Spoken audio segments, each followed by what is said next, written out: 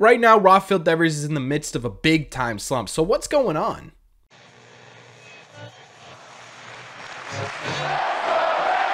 What is going on, everybody? Welcome back to Red Seat Radio. My name is Corbin, and the Boston Red Sox so far this season have had one of the better offenses in all of baseball. And at the center of that offense is our guy, right? Rafael Devers, the face of the franchise, the guy who's going to be manning third base for the next decade. He is the man in Boston. But lately, Rafael Devers has hit a bit of a roadblock offensively. And by roadblock, I mean an all-time slump. He just simply does not look like himself at the plate right now. And the big question everyone is asking is, what is going on? Why is Rafael Devers in the midst of this slump? So what we're going to do in today's video is we're going to break everything down. We're going to talk about what Rafael Devers has done so far this year, what's different between this year and in years past, and we're going to talk about what are some possible solutions here to get Rafael Devers out of his slump. But before we get into that, just a heads up, we are going to be live on this channel tomorrow night right around 7 p.m. Eastern time. We're going to be watching the Cincinnati Reds and the Boston Red Sox go head to head.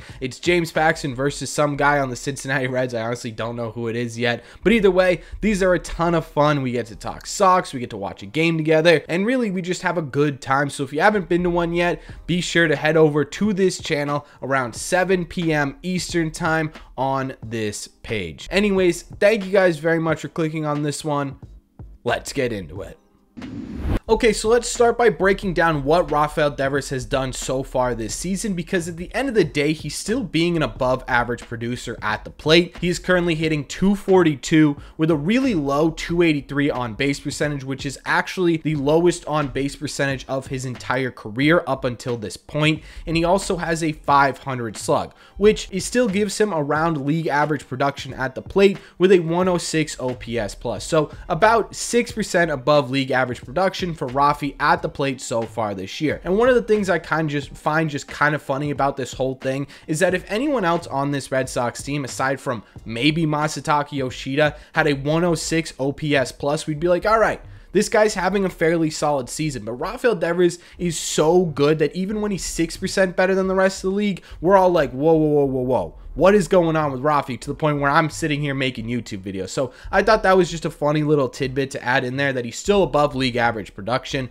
But the problem isn't his year-round production, it's how he's been doing in May, because in May so far, Rafael Devers has a 256 average with a really, really low 281 on base percentage, and a low for Rafael Devers, but still high compared to most of baseball, a 419 slug. He has an OPS plus currently in the month of May of 89. So for the month of May, Rafael Devers has been about 11% below league average production. Now we've got an issue, right? Over his year, he's still a bit above league average production. Now he's below, and now that's a problem, right? And to make matters worse, over his last 14 games, he's been even worse. He has just a 162 average with a 162 on base percentage and a 351 slug, which is just a 35 OPS plus. Over his last 14 games, Rafael Devers has been 65% less productive at the plate than the average player in baseball. So what's going on? Well, the first thing that really jumps out of the page at you is obviously that on-base percentage, right? He has the lowest on-base percentage for his entire career so far this season. And if you take a look at what he had done over the last 14 games, he has the same average as he does on base percentage, meaning that over the last 2 weeks,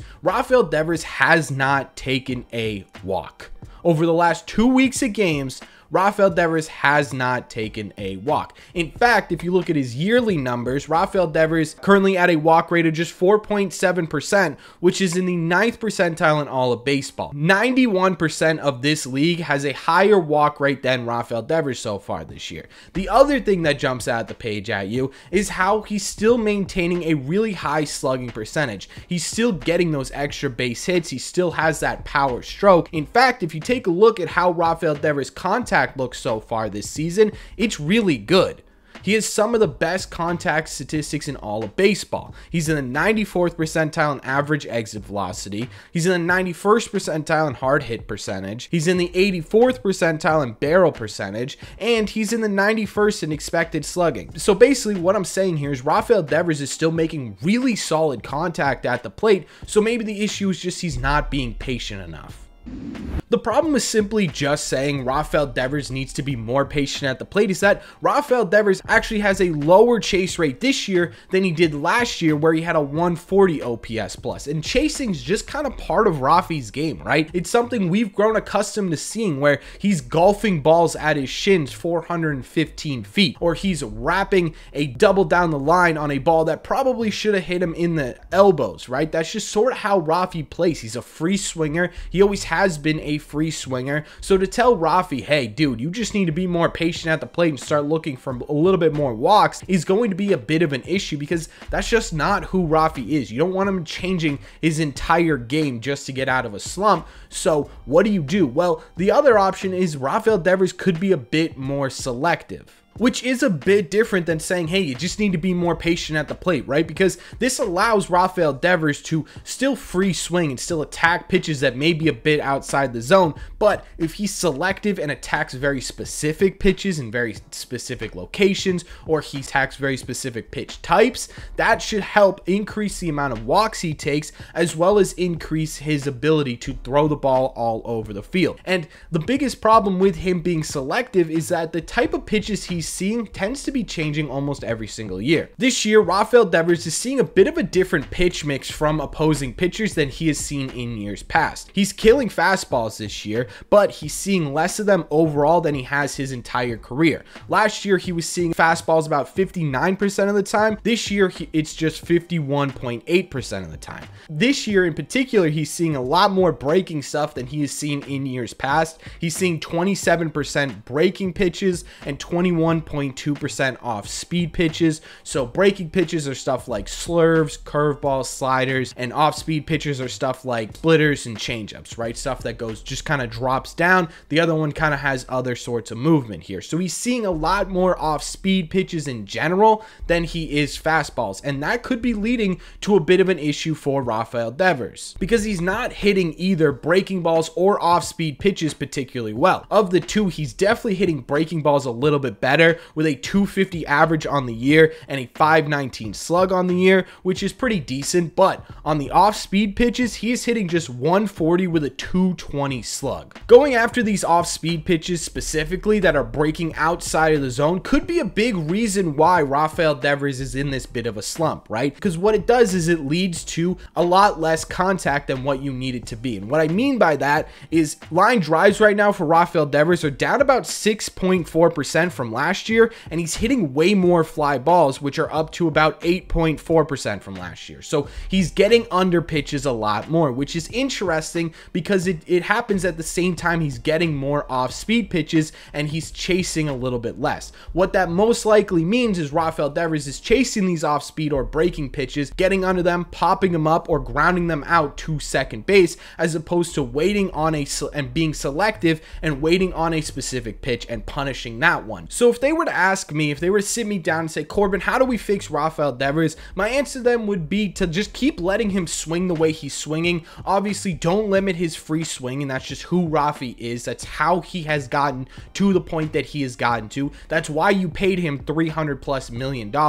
But try and have him be a bit more selective at the plate. Try and have him target certain quadrants of the zone. Try and have him target certain pitches, right? Maybe he knows that this guy's slider breaks towards him, so that's what he's going to focus on this at bat. Instead of trying to go up there and hit everything, try and have him hit what he knows he can hit best and see if he can lay off of these off-speed pitches outside the zone, and that should help him get back to the Rafael Devers we know and love. And it's not being patient at the plate. Again, it's not allowing him to just sit there and try and draw walks. It's just going to allow him to be more selective and allow him to attack pitches he truly can attack. But that's just my opinion. I'm just a YouTuber. So let me know in the comment section down below, what do you think is the best move for the Red Sox in trying to get Rafael Devers right? Is it my solution? Is it another solution? Or do you just think Rafael Devers will figure it out on his own, right? Because it's Rafael Devers at the end of the day, and that is extremely, extremely possible. So let me know all your thoughts on Rafael Devers' slump so far this month in the comment section down below. As always, if you made it to the end of this video, do me a favor. Make sure you guys have hit that subscribe button if you haven't already. If you're new here, we talk Red Sox content almost every single day. Also, make sure you guys have hit the like button on this video as well. Helps these videos out a ton, and it would mean a lot to me. Thank you all very much for clicking on this one, and I will see you tomorrow night at 7 p.m. Eastern Time in the live stream on this channel and in the red seats.